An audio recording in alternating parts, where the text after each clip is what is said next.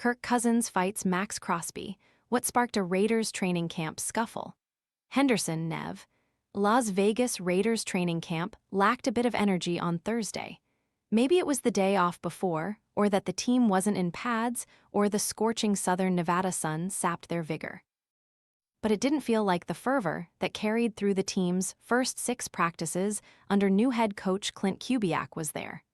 The same could not be said about Friday. Tired of constantly refilling your pet's water bowl? This filtered fountain keeps water circulating and offers a generous capacity, giving cats and small dogs convenient access to flowing water. Want to get the best verified deal and see full details? Visit grabdeal.us/5 right now. Advertisement star, edge Maxx Crosby and starting quarterback Kirk Cousins got into an altercation as practice neared its conclusion. No punches were thrown, but Cousins got in Crosby's face, and the pass rusher met the quarterback's challenge. The two were separated quickly, and the first big quarrel of camp was quelled without any damage done. "That's training camp," Kubiak said. "Those are those two leaders of our team going at it. Obviously, you fight in the game, you throw a punch, you're out of the game, so we've got to be smart, treat it like a game." The altercation came as the Raiders lined up for a final team period. Crosby, who'd been dominant all day, burst off the line to beat Cousins' protection. Cousins saw Crosby coming and attempted to get the ball out to rookie receiver Malik Benson on a crossing route. But Crosby got his hand up at Cousins' release point, tipped it, and forced the ball to fall short of the intended target. Crosby stayed off Cousins' body, complying with team rules against contacting the quarterback, although he did appear to hit the quarterback's hand. Crosby had been physical with offensive players earlier in the day, and during past practices, Cousins apparently saw this as an opportunity to stick up for his teammates. Cousins jawed at Crosby before grabbing his collar. A shouting match ensued before coaches and teammates came in to break things up. Cousins and Crosby continued to throw verbal jabs at each other even as they went their separate ways. Tight end Michael Mayer concurred with his head coach that they don't want to see teammates throwing punches at each other, especially a star player and their quarterback. But he said he liked the attitude it took for Cousins to stand up to Crosby. "That's our starting quarterback right now, and you want him to defend your team," Mayer said. "You want him to have some edge to him, which he does. He's always had that, since the first day I met him when he came in here. I don't want him getting thrown out. I don't want him getting a flag or anything like that, but you've got to be able to defend yourself." Advertisement Cousins' edge was on full display after the scuffle. He'd had one of his poorer practices to that point.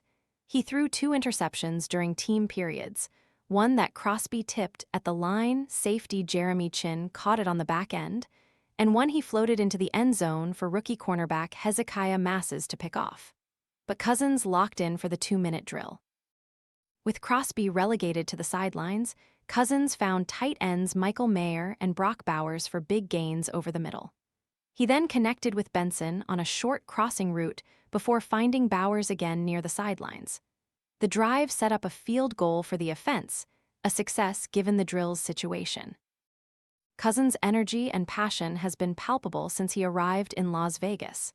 He's constantly celebrating after making big plays and encouraging teammates when failures occur.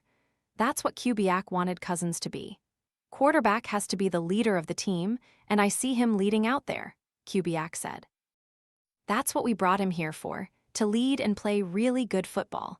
I've been pleased with him, and he knows he can get better." Mendoza making strides like Cousins, rookie quarterback Fernando Mendoza got better as practice went on. One pick had some misses during goal line one-on-ones, underthrowing receiver Tree Tucker on a fade in the end zone and throwing a crosser behind tight end Ian Thomas. But, as the coaching staff wants to see, Mendoza didn't make mistakes twice, hitting Bowers and receiver Philip Dorsett II for touchdowns in the period. Mendoza carried momentum into team drills.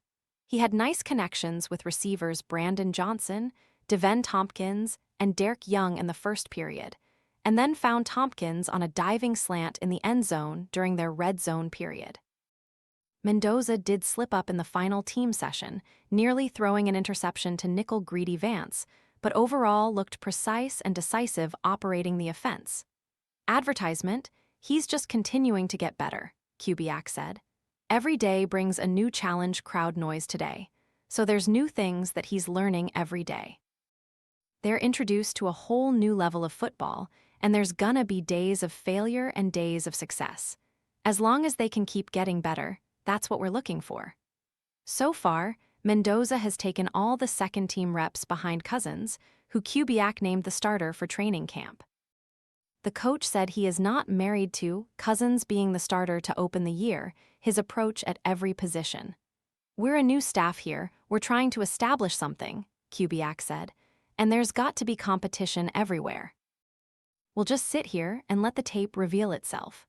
Stukes' status after spending the first 6 practices solely as a backup, second-round rookie defensive back Traden Stukes received opportunities with the first team on Thursday and Friday.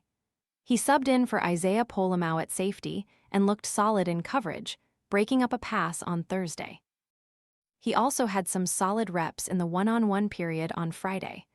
38 pick of April's NFL draft said he definitely feels like he's coming along and gaining confidence with defensive coordinator Rob Leonard's scheme. I'm building trust with my teammates and the coaching staff, Stukes said. The defense is starting to click a little bit more as we keep going. I'm super excited.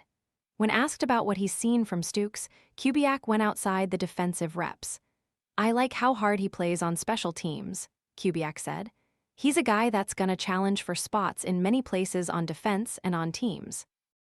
But I like that he's a team-first guy, and that shows up in the way he plays teams. Advertisement Stukes is inching closer to competing with Polamau for a starting role in the secondary, but he's also shown skills on special teams. That might be where the Raiders see his value early this year. Notable absences, Kubiak heralded the training staff before camp started for the job they did in preparing the roster for the grind ahead. But as practices roll on, bumps begin to accumulate, and the team has seen some effect this week. Receiver Jalen Naylor, edges Kwity Paye and Kieran Crawford, running back Dare Ogunboyle and tight end Carter Runyan all did not participate in Friday's practice. Receiver Daunt Thornton Jr. drilled with the team to begin practice, but also left early. Kubiak specifically stated that Naylor and Thornton are okay, and didn't insinuate that any of the absences were cause for concern. We had a few guys nicked up, and we're trying to be conscious of it, Kubiak said. Crawford left practice on Thursday after colliding with Malcolm Kuntz in the backfield while rushing the passer. Assistant head coach Mike McCoy didn't have an update on his status afterwards. The third-round rookie came out to practice in workout clothes later in the session, but just to observe. Rookie cornerback Jermod McCoy did return to practice on Friday after a rest day on Thursday. The team continues to manage his knee, appearing to limit his competitive reps in the session. But McCoy did look good in his opportunities, specifically during the one-on-one period.